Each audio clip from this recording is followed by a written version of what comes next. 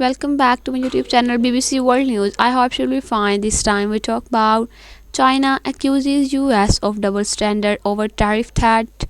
Donald Trump's latest threat to impose an additional 100 tariff on Chinese goods is a typical example of US double standard and the standards. China government has said. A commerce ministry spokesperson also said China could introduce its own unspecified countermeasure if the US president carries out his threat, adding it was not afraid of a possible trade war. On Friday, Trump hit back at the Beijing move to tighten its rule for export of rare earths and accusing China of becoming very hostile and trying to hold the world captive. He also threatened to pull out of a meeting with the China President Xi Jinping scheduled for later this month.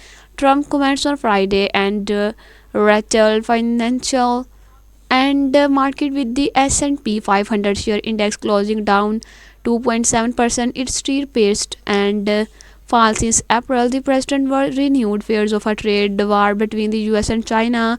In May, the two sides had agreed to drop triple and the digit tariff on each other good, which had raised the prospect of trade halting between the two countries. This left and the US tariff on Chinese goods facing in added 30% levy compared with the start of the year, while US goods entering China face a 10 tariff.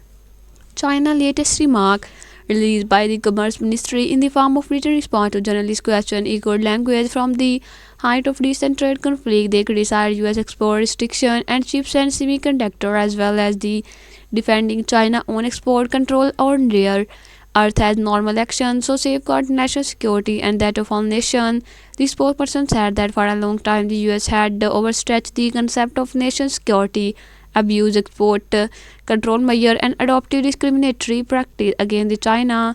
Resorting to tariff threat is not the right way to engage with China. The spokesperson said China's position on tariff war has always been consistent. We do not want one, but we are not afraid of one. Last week, China announced it was tightening export control on a rare earth and other material critical for advanced manufacturing. This was seen as key move as the country processes about 9% of the world rare earth which are used in goods such as solar panel and the smartphone. The recent comments from Washington and Beijing are being seen by some as a mean of the strengthening position ahead of future trade scars, and it's unclear whether a meeting between Donald Trump and Xi Jinping expected at a summit in South Korea later this month.